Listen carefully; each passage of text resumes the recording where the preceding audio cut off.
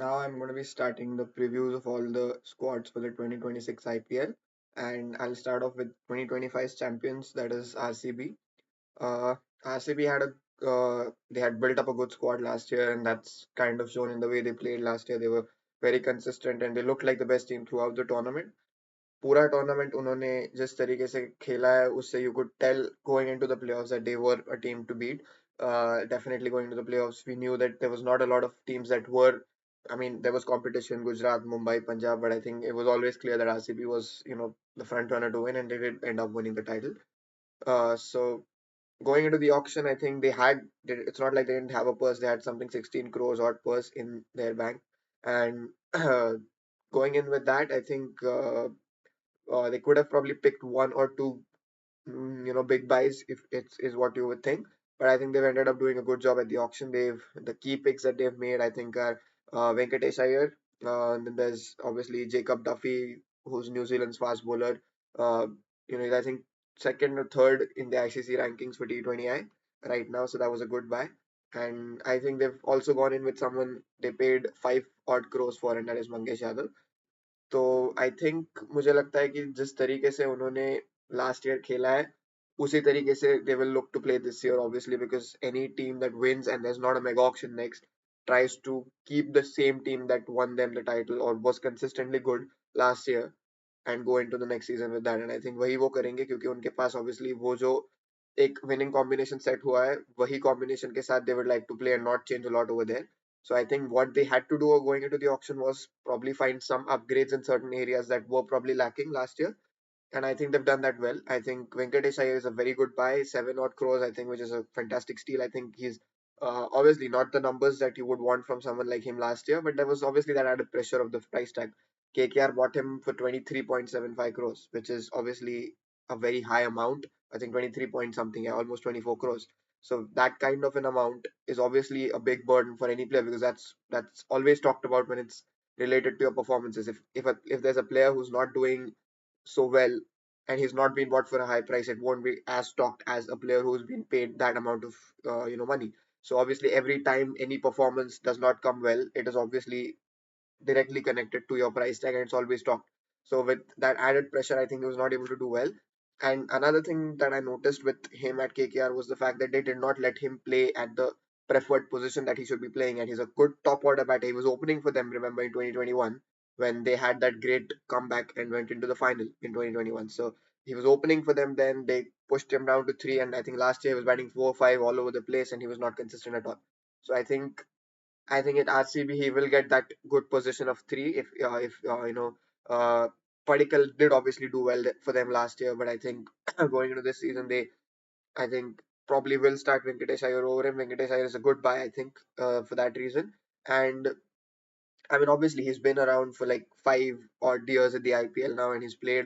I think he's had 2, 3 decent seasons. So I think he's a good quality player that probably adds a little bit of more experience to that lineup. Obviously, Padikkal's been around for a similar time as well, but I think it's a good competition to have for that number three spot. There for RCB.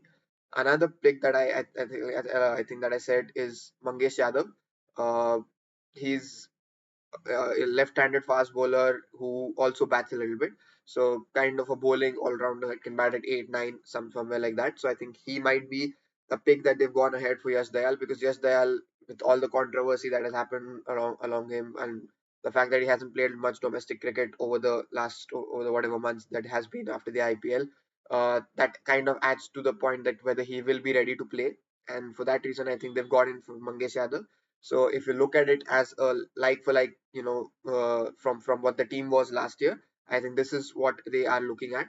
Apart from that, whatever the players who were playing their roles, I think will stick in the starting lineup for them, and then according to whatever works and whatever doesn't, they can make changes. And I think they've done well with getting those backups that are needed to kind of shuffle the team because obviously even if आप अगर एक title जीतते हो तो भी next year उसी team के साथ even if you're sticking to the same combination that won, obviously other teams have made certain changes that they have realized. So continuing with that team is kind of putting a lot of trust in whatever worked for you once to go in and do it again.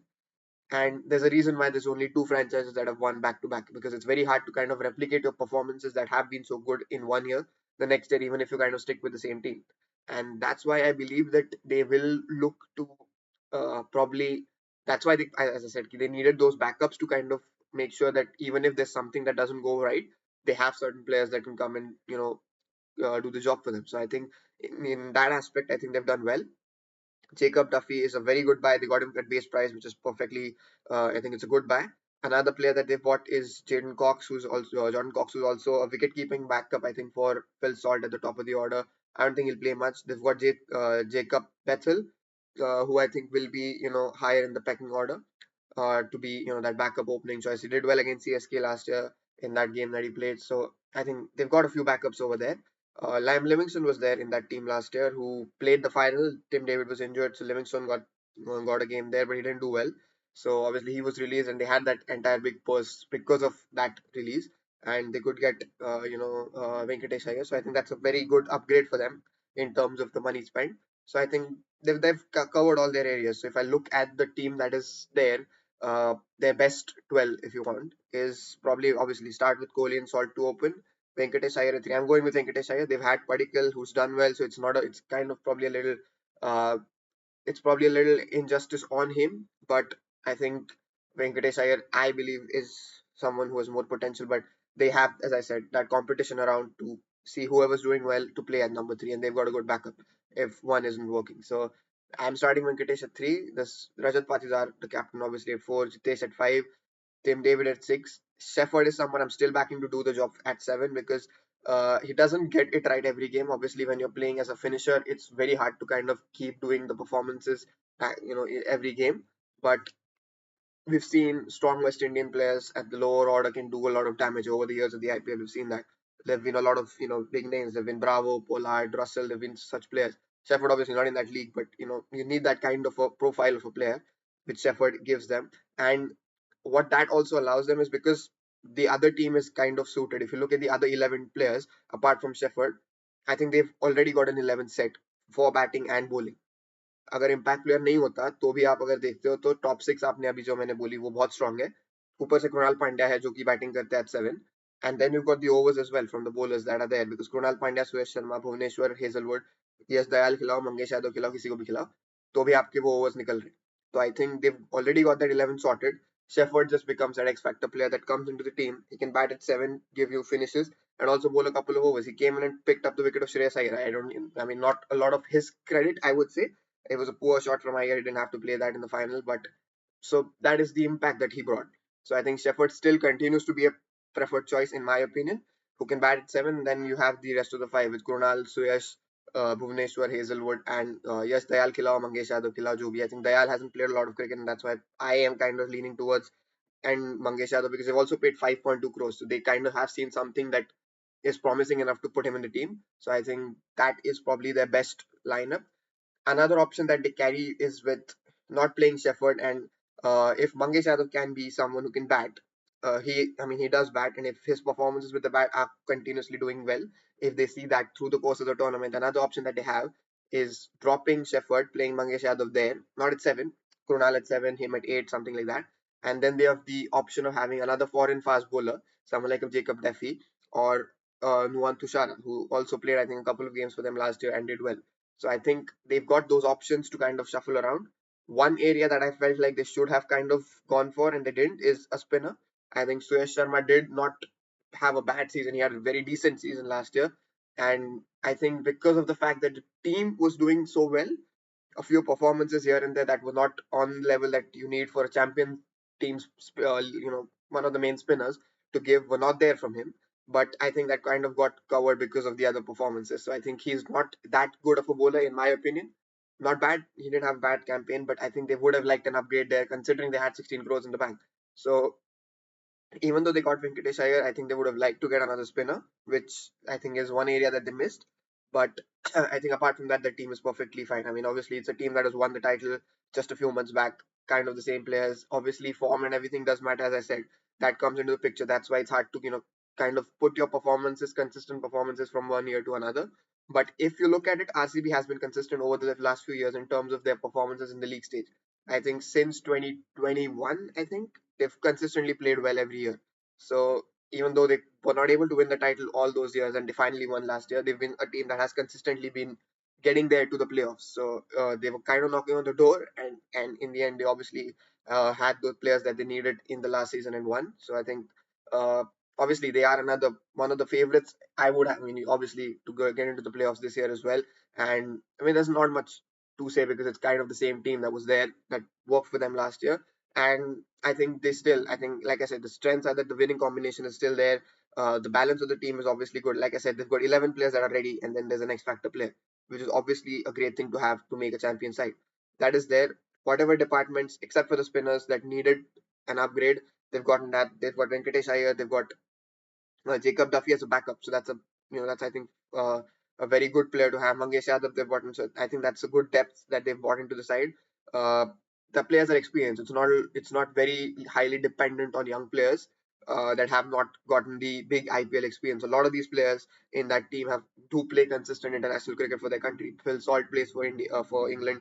In the international team, Virat Kohli obviously retired from T20 format, but we don't have to talk much about that about him. Venkatesh Iyer, Padikkal, and Patidar not much in the international fray right now, but they're obviously not new to the entire IPL to a setup or T20 cricket in general. These players have been around for quite a few years now. Jitesh Sharma, I mean, just got dropped from the T20 World Cup squad, but he was there. He was playing for India. Tim David, one of Australia's important players. There's obviously Shepherd who plays for the West Indies. There's Hazlewood who plays for Australia. Uh, and Bhuvneshwar Kumar, obviously, the kind of experience him, Krunal Pandya have. I think that, like I said, there's a lot of experienced players in this team that have played the IPL for a long time, have played at the top level for a very long time. So that is another advantage and strength that this team has. Weakness wise, I think, like I said, the spinner is one of the weaknesses that I feel this team has because Krunal Pandya obviously has done well. He's been a consistent bowler over the years in the IPL, very economical. Having a 7 economy in an era of where scores are consistently getting over 200 is, I think, something very commendable. So I think Krunal Pandya is obviously there, but I feel like they could have added one spinner option there instead of Suyash Sharma. I think they would have been better. But that's one weakness I feel. And like I said, that's not a weakness. Another one that I'm about to say is the fact that you need to kind of have whatever the bar that you've set last year. The players need to kind of come in and do the same thing again. That's not a weakness, but that's another thing that I think is worth looking at if they can kind of pull that off again. Uh, and another one is the fact that one of their main bowlers last year was Hazelwood. He hasn't played a lot of cricket. He's gotten injured. He missed the entire Ashes series. He'll be coming back. He'll come back into the IPL fit. But the thing is, I mean, he's not got a lot of cricket behind him in the last few months. Is what I'm trying to say. So they've got good backups. Like I said, that's why that kind of covers up. If Duffy can come in and play, if Hazelwood's not fit enough, they've got those options covered. But yeah, I mean, I think overall, I think this team is again obviously champion team last year. They've got their players kind of back, almost a similar combination to what they had last year. Another player, Vihaan Malhotra, who is playing at India under 19 right now, the World Cup. He's probably been India's second best batsman after Vaibhav Suryavanshi. Bats at four, I think, for India under 19. So that's another player that they've added. So I think there's few options there. The other players that they bought. Like I said, Cox was another player that they bought. Abhinandan Singh, a bowler. Kanishk Chouhan, another bowler. Vicky Ostwal, Satwik Deswal, a top order batter. So they've kind of got in and got those players. There's Rasikh Salam, obviously, who they retained from last season. He played a few games, but not a lot. I think he was a very decent bowler, I felt like, and I think I would have liked to see him play better than he did. But yeah, you see, they have those options that I didn't even have to talk about. So I didn't talk much about Bethell as well. So there's a very good uh, player backups ready for every position in this team. That I think it's like I said, one of the teams that should be favorites to qualify, and if they don't, they'll be very disappointed. I think yeah. So that's what I feel about RCB. Again, same thing. Yeah. So I'll that's it for RCB. I'll talk about Punjab next. Yeah.